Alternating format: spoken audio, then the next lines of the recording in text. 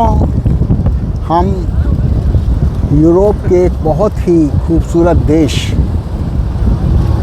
Netherlands की Amsterdam शहर, जो कि इस देश की राजधानी है, वहाँ पर पिछले अनेक दिनों से हैं। और जैसा कि आपने सुना कि इस देश का नाम नीदरलैंड्स है। इस देश को लोग हॉलैंड भी कहते हैं। और इस देश की जो सबसे और ख़ासियत है, वो ख़ासियत ये है कि इस देश का नाम किसी धर्म, किसी समुदाय, किसी जाति, किसी भाषा के नाम पर नहीं होकर ये इस स्थान की विशेषता के कारण है। विशेषता ये है, भाषा तो यहाँ की डच है, नेशनैलिटी यहाँ की डच है, और लोग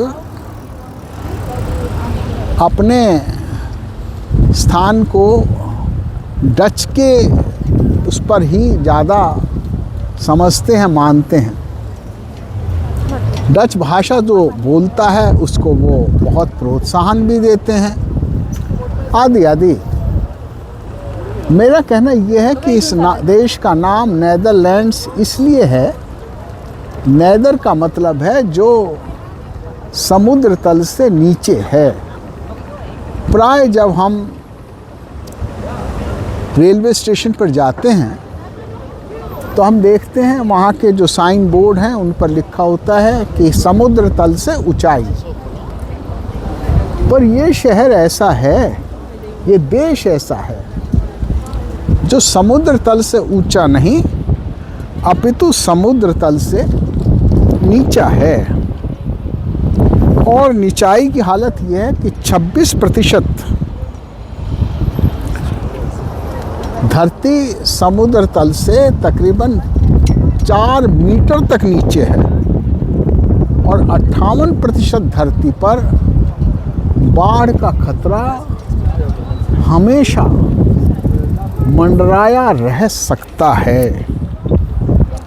1953 में यहाँ पर बाढ़ आई भी, और उस बाढ़ में लगभग 1800 लोग मर गए। 700 मिलियन यूरो की संपत्ति का नुकसान भी हो गया। पर ये एक लंबी बात है।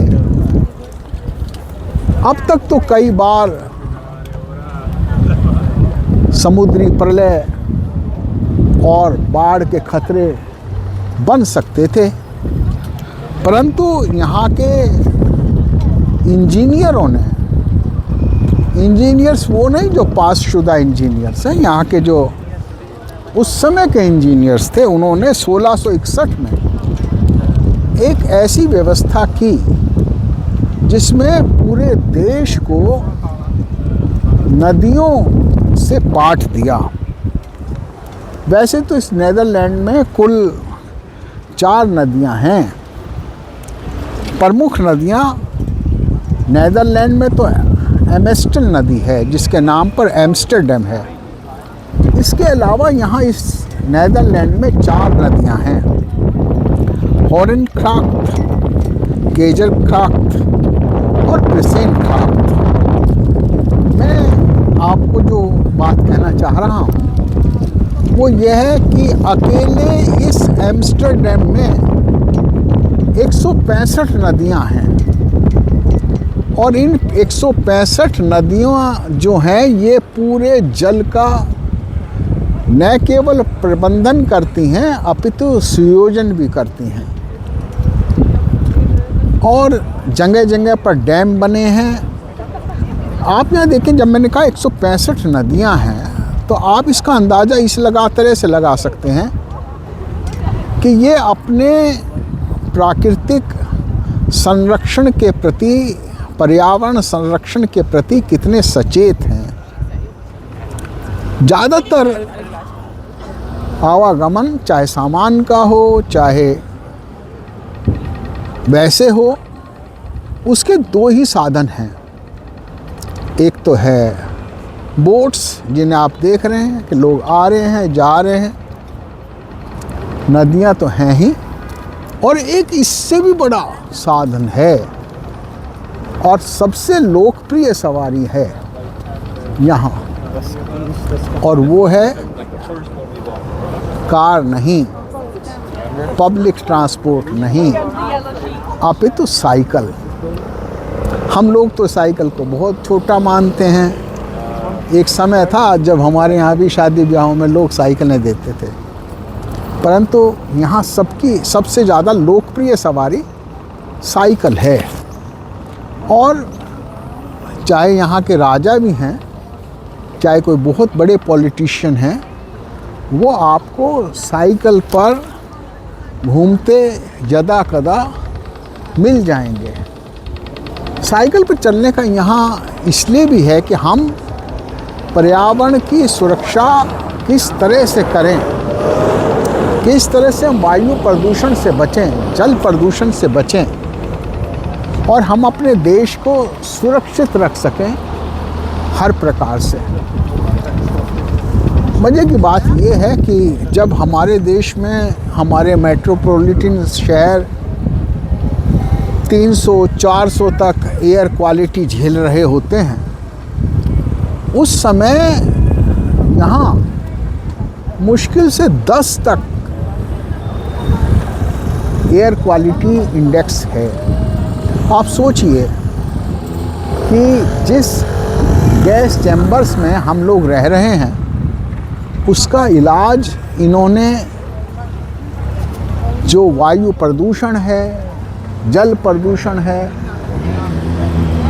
उससे स्वयं को बचाकर किया। और आप देखिए किस तरह से लोग साइकिलों पर बड़े स्वाभिमान से आ रहे जा रहे हैं। ये हमारे देश के लिए एक प्रेरणा भी है कि हम सबसे ज़्यादा आज घिरे हुए हैं वायु और जल प्रदूषण से। हम अपनी प्रकृति का बचाव किस तरह से करेंगे, ये आज हमारे सामने मुद्दे हैं। हम क्या सचेत हैं? अगर हम उसके प्रति सचेत हैं तो निश्चित रूप से हम अपनी भारत माता की रक्षा कर सकेंगे, अन्यथा ये सिर्फ एक नारा रह जाएगा। आइए हम सब अपनी प्रकृति की रक्षा करने का संकल्प लें, और इन देशों से जिन्होंने अपनी ज़रूरत के मुताबिक स्वयं को बड़े अनुशासित ढंग से ढाला है, उनका न केवल अनुसरण करें अपितु प्रेरणा भी लें। मैं राम मोहन राय, एम्स्टर्डम, नीदरलैंड्स से।